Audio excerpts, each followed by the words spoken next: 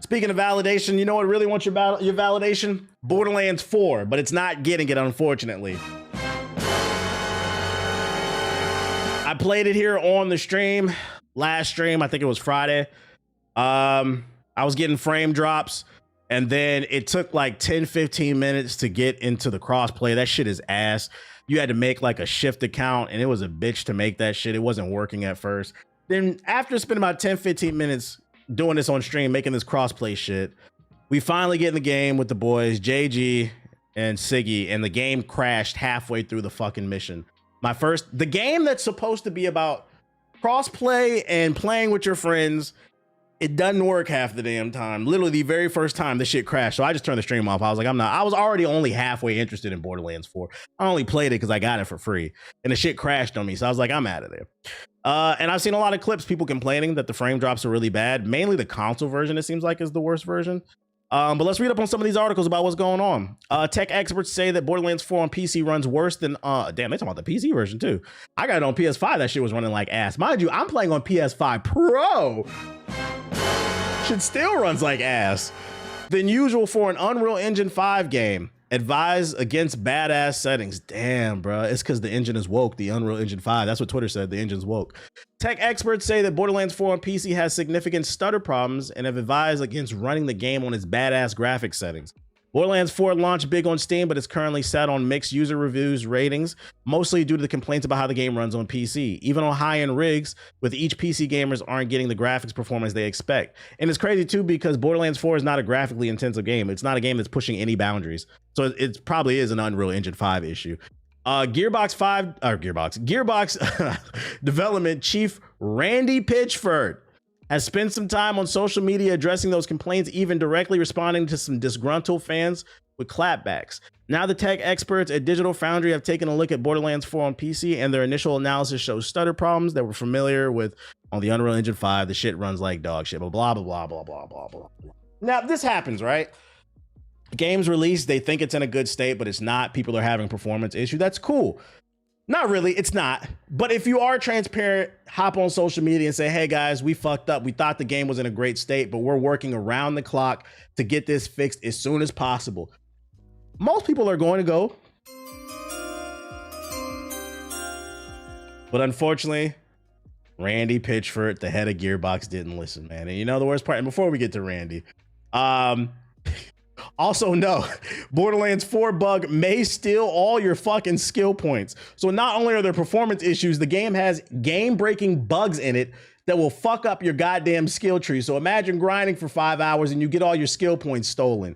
And the worst part about it is not only is there bugs, glitches, and performance issues, but the head of Gearbox, the creator of Borderlands 4, just does not know how to shut the fuck up.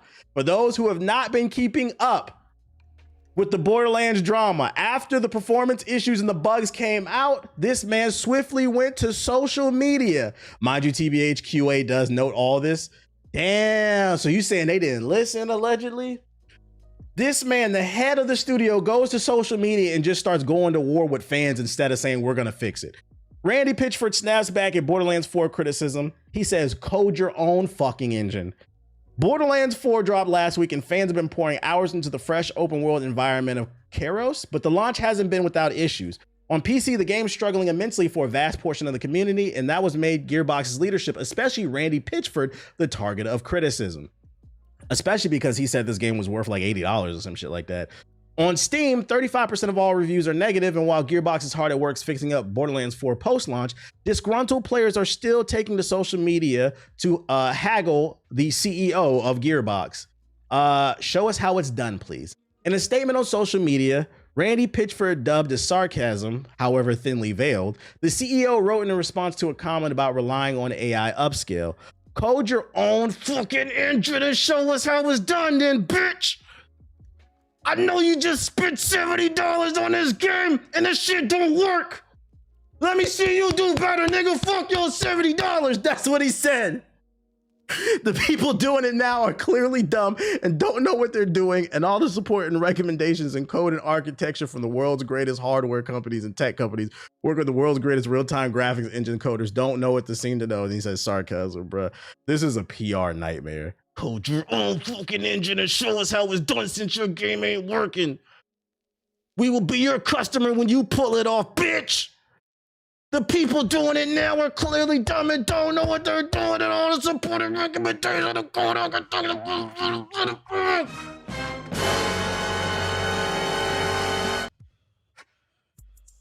So this man just bypassed acknowledging the issues. People are saying, hey, we paid $70 for this game and we really want to play it. We love Borderlands. We heard the game is great. It just doesn't work. Can we get an ETA on when can we expect a patch? I'm just going to stop playing it if it's going to take a month for the patch to drop, and I'll come back in a month. Instead of saying, sorry about that, we're sorry we disappointed you, we're working on a patch, this nigga said, make your own game, pussy. And then if it's good, maybe I'll buy it, pussy. This is a fucking PR nightmare. This is why I always say in Telltale games, choose your own adventures. They give you 4 options. You have 3 different ways to speak, but that 4th option is always ...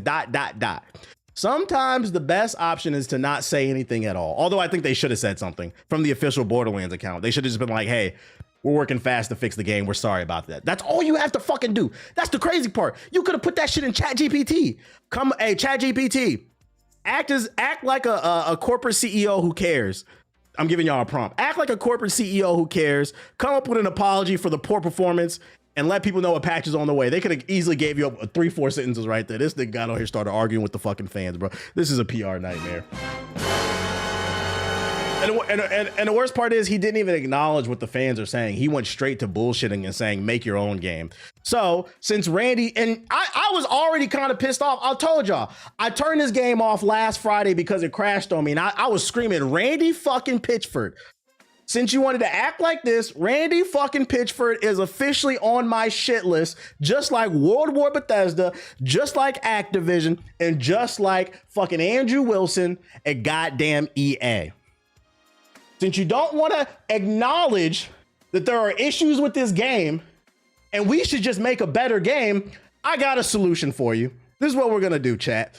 This is going to be the first most interesting uninstall ever.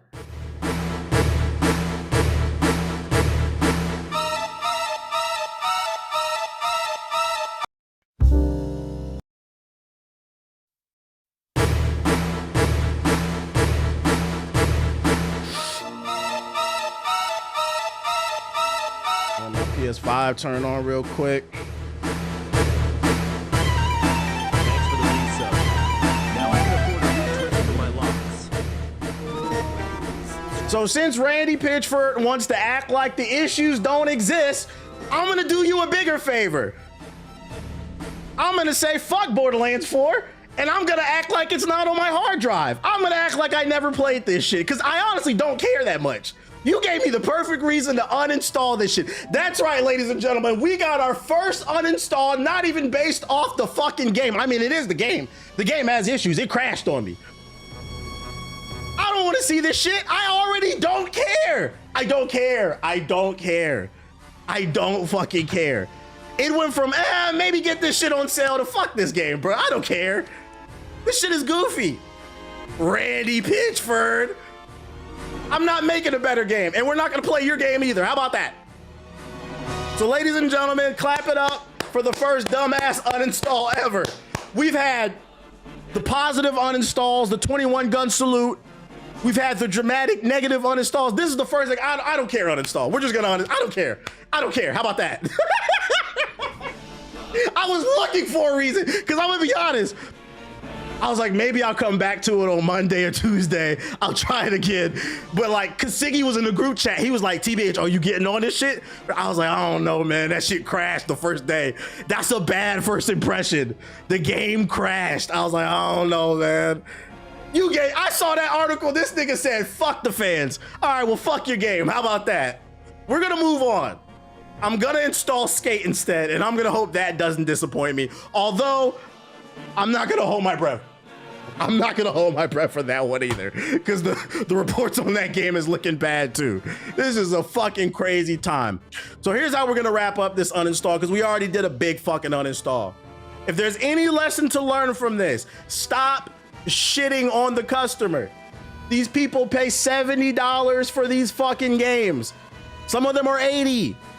They talking about Grand Theft Auto 6 might be $100. You got these $150 bundles, $300 collector's edition for a fucking plastic golden gun in the new goddamn 007 that runs at fucking 007 frame rate. That's why that shit is called 007. Y'all seen the preview for that shit? The game look cool, but it's called 007 because it runs at 7 frames per second. You guys don't get to make whatever the fuck you want and think that you're gonna shit on people that are spending their hard-earned money, especially in this economy. So I'm gonna lead the way and say, fuck Borderlands 4. Your game's not that great. It's not that great. Because even when I was playing it, I'm gonna be honest, even if the shit worked, when I was playing it, I was like, yeah, this is okay. Like, it's just kind of going through the motions. It was just like, you know, you hopping on with the guys, shooting some shit, but it was nothing there that was really moving me. But you know what did move me? Randy fucking Pitchford.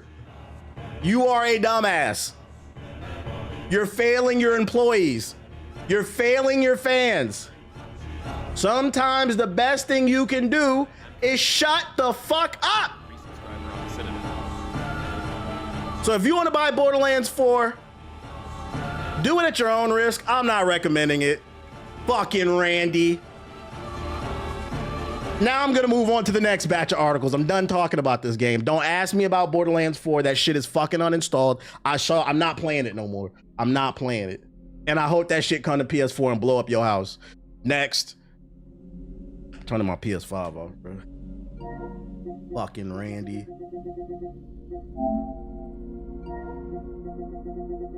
This shit out of here. Can't even redeem my code to get the game. This company is dead to me. This nigga can't even redeem the code.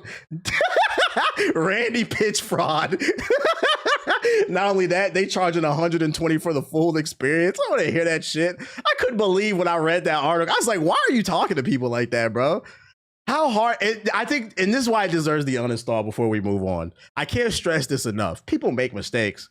And as long as you're transparent and honest about it, obviously some people are still going to be pissed because some people are emotional.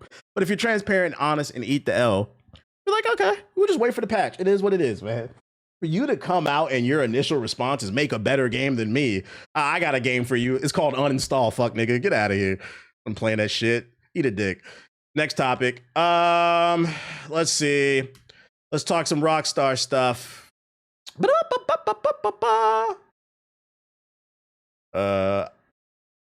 It says the 2K effect.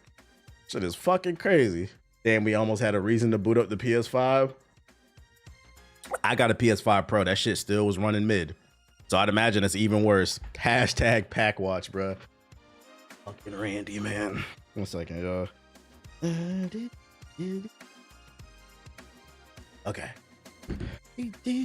Imagine if CD Projekt Red did this instead of going, we fucked up. Right, with Cyberpunk. I would have gave the same exact response or whatever. This is supposed to run on the Switch? Nah, man. That shit is not running on the Switch. Next topic, man. Rockstar is already calling Grand Theft Auto 6 the largest game launch in gaming history 7 months out from release, counting a few 100 million chickens before they fucking hatch. Judging by this headline, Rockstar is getting cocky, chat. Quick, name the biggest video game launch of all time. Minecraft? Black Ops?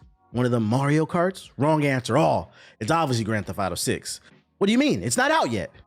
Well, what's that got to do with anything? That's what Rockstar thinks anyway. The studio has been spotted by the GTA base on Twitter counting its chickens before they hatched in a recent job posting for a lead software engineer. With continued growth of Grand Theft Auto Online and the upcoming release of Grand Theft Auto 6, Rockstar, I don't know how to pronounce that. Prognosticate? We're about to learn a new word, bro. Prognosticate. Prognosticate. Foretell. I got the context. Prognosticates. This man trying to fill the word fill out. The successful candidate will lead both the evolution and operation of the data platform supporting that will be the largest game launch in history, ensuring it scales to deliver an exceptional experience for millions of players worldwide. So if you're not following, what this article is saying is there's a listing on LinkedIn that says we need to hire someone who can help us scale because we know we're about to release the biggest video game of all fucking time. They're kind of putting the cart before the horse. Now, look, don't get me wrong. Predicting that GTA 6 will be the biggest video game ever feels a little like predicting the sun will rise in the east and the west. But I can't help but find it amusing that Rockstar is willing to talk about it like it's already an established fact, a full 7 months out from the game's release. And I agree with this. To a degree, they're not wrong. The game is going to sell well. But I think what makes this quote kind of concerning is they're not focused more so on the quality of the game and more so on scaling it, because they're hiring people to scale it so they can make as much money as possible. Because at the end of the day, and I hate to put this out there, I said this on the stream, and I'm not wishing this because I know that a lot of y'all are putting y'all hopes and dreams on Grand Theft Auto 6. A lot of y'all are putting off kids until Grand Theft Auto 6 comes out. But the reality is that there is I don't know if it's Earth 1, 2, 3. There is a world where Grand Theft Auto 6, I don't think it would be terrible, but it could be mid. And all it would take is for it to be mid to average to where they would catch all fucking hell. So this is one of those things where like it could come back to bite them. They're talking all this hot shit and then the game comes out and it's just a 7 out of 10. And you're like, I can see the YouTubers clowning them. And you know motherfuckers are looking for a reason to kick you while you're down. So this is another case kind of like the Randy Pitchford shit where it's like, yo, just be quiet, hire who you want, focus on putting out a good product. And then when it does well and it gets good reviews, talk your shit. But you never want to put the cart before the horse, because a lot of people are preying on your downfall. Not me, but there's somebody out there that is. You said, and fuck Randy. And fuck Randy Pitchford, man. That shit is fucking funny, dude. Oh shit. Just like Cyber. That's so fucking random, dude. To be fair, they waited till now. Like that scaling person should have been hired though. I think it's going to be mid regardless. The expectations are already reaching unrealistic levels. Yeah, and that's what I'm saying. That it is it's small. I say 10% chance that gamers revolt against Grand Theft Auto 6. I think there's a 90% chance it's going to do well critically and fiscally. But there is a 10% chance, I think, that fans turn on it because it doesn't live up to expectations. Not because it's a bad game, but because it doesn't live up to expectations. And an example being is Kingdom Hearts 3. People waited 15 years for that. And Kingdom Hearts 3 is not a terrible game, but it definitely was not worth the 15-year wait. I'll tell you that much. 1 second.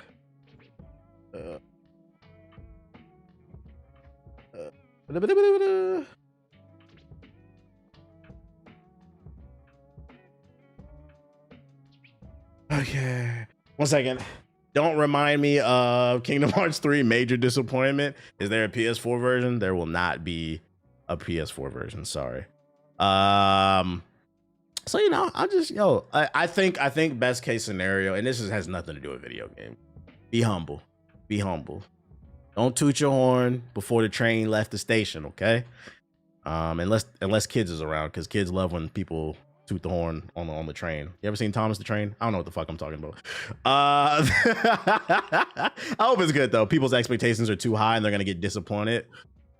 Yeah, because gaming has grown a lot since GTA 4 and 5 came out. Like they're entering a different territory that they've never even accomplished. So it's gonna be interesting to see how it all plays back. As someone who's kind of in the middle, I don't love and I don't hate Grand Theft Auto. It's just something for me to play, and if it's really good, I'll continue to play it. I am sitting back just watching to see how people respond. I'm gonna be keeping an eye on it. In other news, Skate. For those unaware, the new Skate 4 game, or they're just calling it Skate, it's having a bit of a rocky start. Skate server queues lead to complaints about always online requirement. EA's new Skate game, the first in 15 years, launched today in early access, and the free-to-play game is proving popular enough that players are facing server queues due to the player load. Developer Full Circle has now reacted to players' complaints about the server queues. At the time, people are logging into the game to find it requires a constant internet connection, something Full Circle warned about months ago, but isn't going down well with the community today. That's right, ladies and gentlemen, EA, the company worth hundreds of billions of dollars, a company that recently announced they are canceling Black Panther because they want to focus on live service games such as FIFA, Madden, and Skate, for some reason, does not have the server capacity to hold all the players that want to play in their always online game. Interesting. You guys cut the funding for Black Panther, but you still don't have the money for the servers. Interesting. In a statement, developer Full Circle said that there are a lot of players trying to join the Skate service today for launch, and that to mitigate the issues, server queues have been put in place. Full Circle said that the studio is on it and will undertake efforts to improve wait times. Server queues are nothing new for online games. EA's own Battlefield 6 has server queues for its recent multiplayer beta. For example, they can still be annoying though, as players understandably do not want to wait to play. Some people in the Skate subreddit have said they finally got to the front of the queue and joined a session, only to be kicked out due to server issues. Always online complaints. The new Skate is an always online game, something Full Circle disclosed back in April. At the time, the developer said this was necessary due to how the new Skate was designed. The last 3 games weren't always online. Now it's necessary. No, this is just them. This is corporate talk saying we made it online so that we can make money off microtransactions, but we're going to tell you something else because we don't want you to know that. That's what it really is. The game and city are designed to be living, breathing, massive multiplayer skateboarding sandboxes that are always online and always evolving, the studio said. You'll see bigger things evolve, like changes to the city over time, as well as smaller things like live events and other in-game activities. Full Circle added, in order to deliver our vision of a skateboarding world, the game will always require a live connection. But now that Skate has gone live, many are expressing frustration with the always online requirement. Many posts in the Skate subreddit include people voicing their frustration with this, prompting some people to call on EA and Full Circle to release an offline mode. Given that Full Circle has said what is said about the always online being a core part of the Skate design, that might be wishful thinking. I got a prediction for y'all. I looked it up before I started streaming. Matter of fact, I can look it up now. It was not a lot of people playing this game on Steam. Let it go, bro. Holy. Yeah. Yeah, the biggest streamer has 157 views, unless I'm looking in the wrong category, because this is the original Skate logo. Is there a different category for Skate, or is this the one? Because it looks like they're playing the new one. Because it's not a lot of people playing right now, guys. Controls, because I'm used to it. Yeah, this is the new one. This is the new one. Now, granted, to be fair, Twitch is not a prime indicator of how successful a game is, because it does have queues, but I don't know how big those queues are. Nobody's really making content on it. It dropped at 1 p.m. EST today, so it's been up all day. It's been live for almost 8 hours. At the time of this stream, people that got sponsored to play for an hour and got right off, if it's a different, let me see, let's do the Steam DB. Steam DB. I'd imagine the numbers are probably better there. Yeah, Skate. It's got 78,000. God damn. The reviews are not good, guys. Even still, on launch day, I thought it would have cracked at least 100,000. Like, you guys got to keep in mind, it's all downhill from here. Within a month, I predict there'll probably be 10,000 or less if this game is not good. It's got all negative reviews.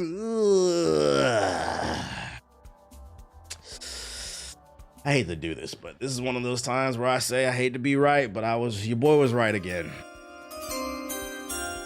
But you know, I'm still gonna form my own opinion. I'm gonna try the game out myself, man. I'm gonna try this game out myself. I'm playing it right now. There's no Skate, no Hall of Meat. You can't hitch into the back of cars. We're going to keep it moving, and then we're going to get on. Nintendo is acting to protect the industry with Switch 2 game key cards, says Capcom composer. Are you finally going to upgrade it from yellow flags to red flags? It might be in the red flags, man. I honestly forgot about this and only remembered. I feel like they just kind of randomly dropped the game. They didn't really promote it. I found out on Twitter that the game was out. I didn't know it was dropping today.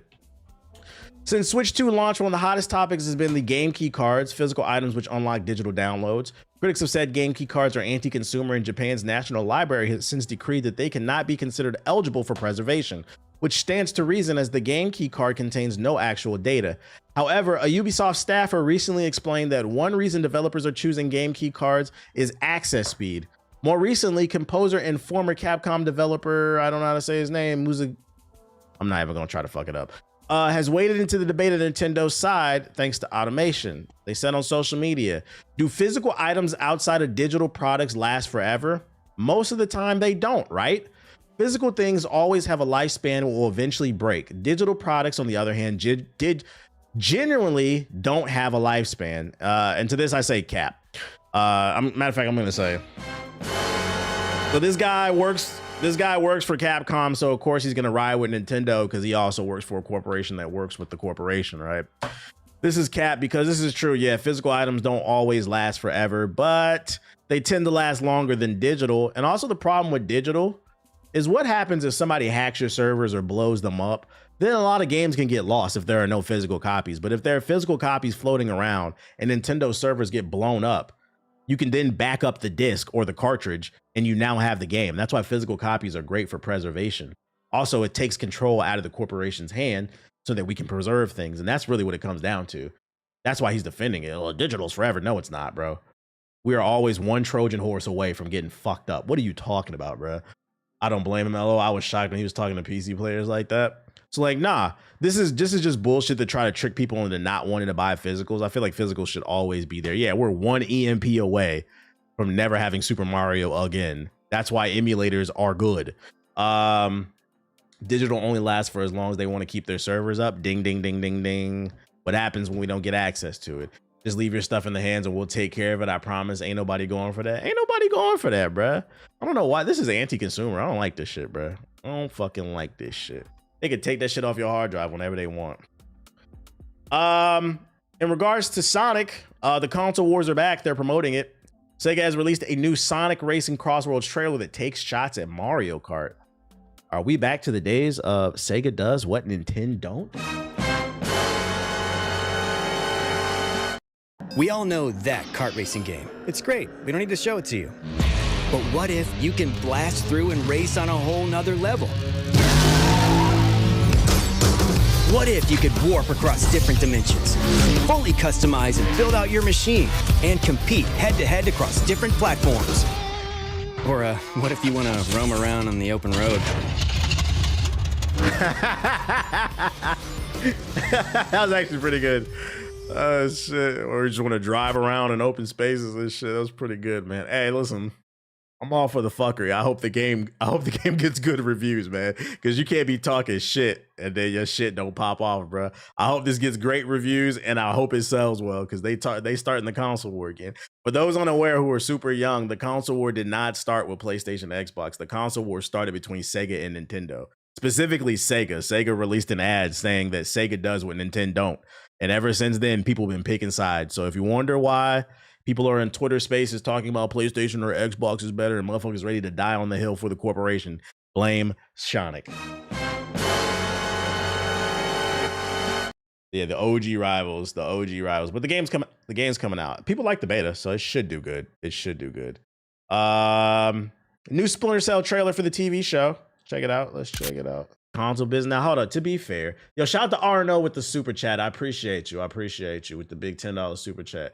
To be fair, Sega didn't get put out of the console race due to the console wars. That's not how they got. Sega got put out of the console race due to poor decision making. They released the Sega Master System, which was a flop. Then they released the Sega, what was the one? Sega Saturn, which was a flop. So they had two consoles flop back to back due to poor technical design, not enough software. And then their last hurrah was the Dreamcast. And the Dreamcast is an anomaly because if you ask people about the Dreamcast, they love the Dreamcast. I love the Dreamcast, but the Dreamcast was the last Sega console and it failed due to wrong place at wrong time. It was a good console, but, and I cannot stress it enough, for those of you who are not old enough to remember this, the main reason the Dreamcast failed is because the PlayStation 2 had a DVD player in it. Sony killed Sega because PlayStation had a DVD player in it. I know for some of you guys that might be hard to believe, but it had nothing to do with the fucking games. Back in the day, a DVD player was $1,000. So it was and nobody was buying that shit. Everybody had VHS. It was very easy to convince your parents to buy this $200-300 console. Not only does it play games, but it plays DVDs. If they didn't have that DVD player, that console war could have went either way. It is what it is, man. But the Dreamcast was a good console. I do miss the days of the Dreamcast. Shout out to Black Boy 2K with the sub. Still got mine, and it goes for a lot of money too. I think I'll give it like an episode or two. I'll check it out. It looks okay. Can we get a fucking game? How about that, Ubisoft? What's this, Link? New teaser for Marvel Zombies. Sounds good. All the Avengers are dead. And they're coming for us.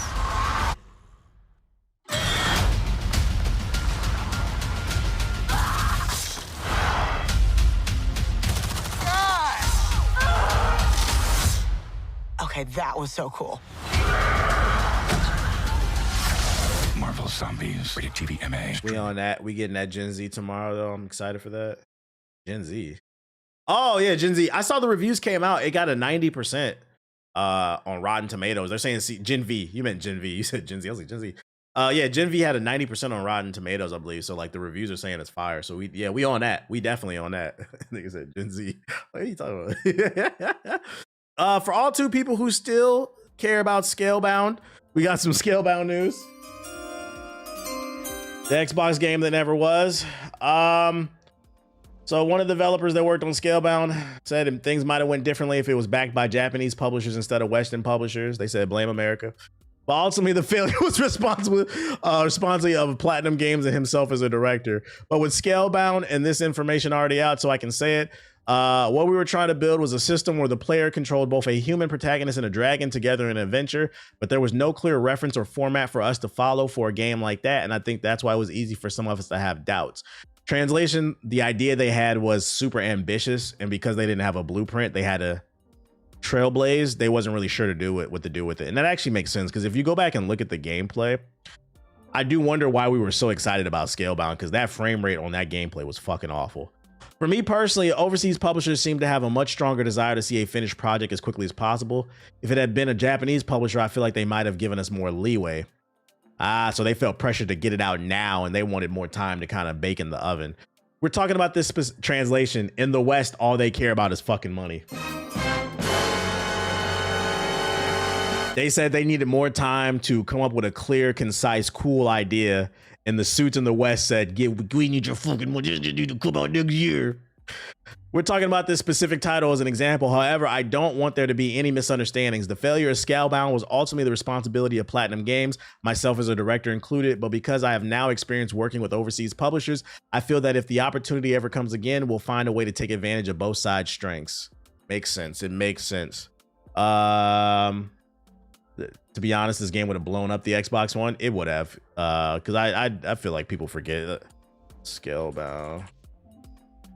Like that frame rate was looking horrible. 10 years, it's been 10 years. God damn. You weren't even alive back then. You know that? Fucking crazy. Like, look at this shit. Why were we hyped about this? This shit was chugging.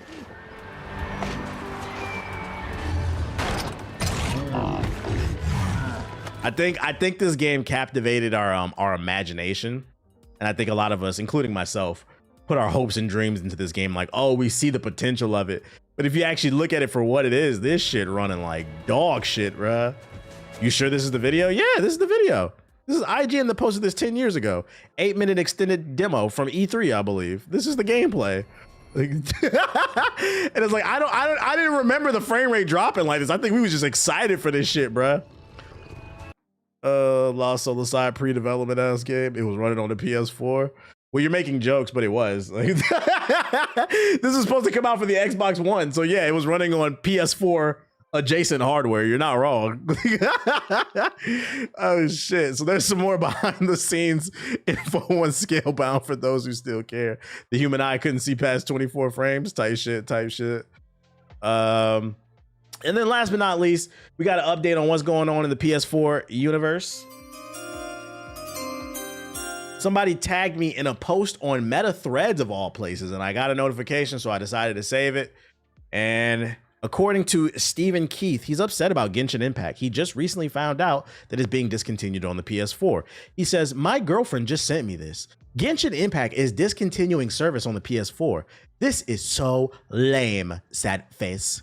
Now my partner's basically forced to buy a PS5 or get a PC capable of running this fucking game, man. And then he says, dang, the majority of you really have a hard on for corporations and hate consumer rights. All right, then, I guess. No, you don't get to, as much as I preach about being pro-consumer and being anti-corporation, you don't get to play that card now, bro. You have a 13-year-old piece of hardware. This has nothing to do with being anti-consumer, okay? You don't get to use an old piece of hardware and be upset that the new shit doesn't run on it. That's how computers work. Computers that used to run Windows XP cannot run Windows 11. And I don't know where you people came from that think this, but it's fucking bananas. I watched a video about like a theory about why Gen Z is so tech illiterate because it doesn't make any fucking sense to me. And they kind of explained it in the gist of the video. They were saying the reason Gen Alpha and Gen Z tend to be tech illiterate compared to millennials is because you guys grew up with the iPad and the iPhone. Like me, the iPhone came out in 2007. That was my junior year of high school. I never had an iPhone in high school. I didn't have a fucking phone, period. That shit was for rich people when the iPhone came out. Yeah, shit is too streamlined now. The UIs, everything is super easy. You don't have to code, you don't have to figure anything out, and it reduces critical thinking. So now you have a group of people that grew up with technology, but they don't know how the technology works, which wasn't the case for me. We had to learn what Control-Alt-Delete did, nigga. Why learn if you can look up everything?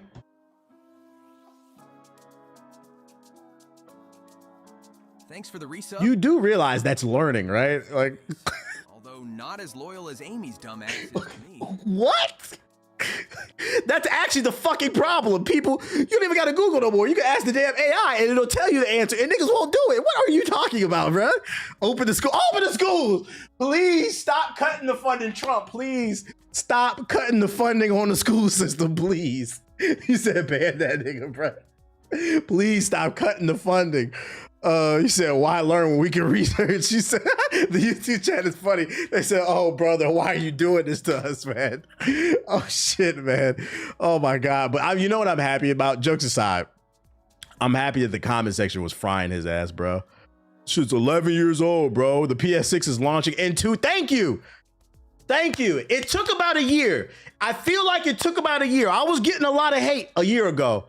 But fast forward a year, I feel like niggas is waking up and y'all are ready to wage war. Shut the fuck up. We're tired of hearing this shit, bruh. You have an old computer, so you have to do old shit. If you want to do the new shit, you need to get the new shit. That's like me, TBH, being broke as fuck. And the only thing I can afford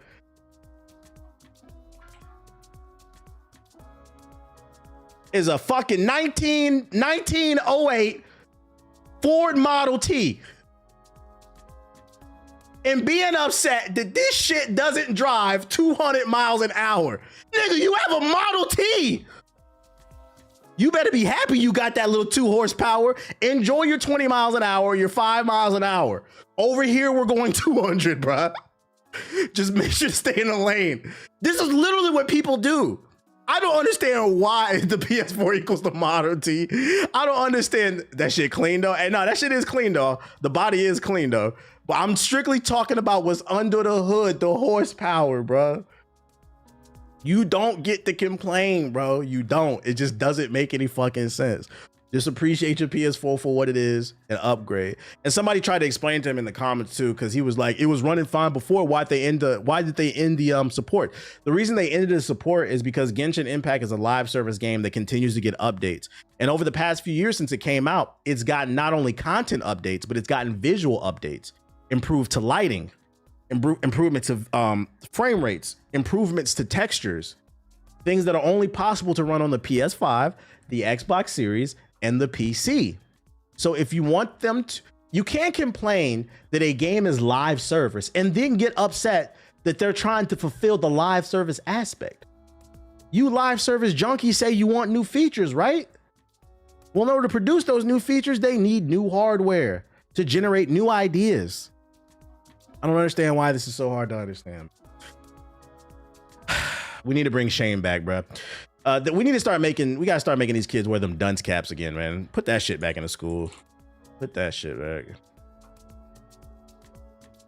I know what a dunce cap is. When you're a fucking moron, they used to make you sit in front of the class with this shit on.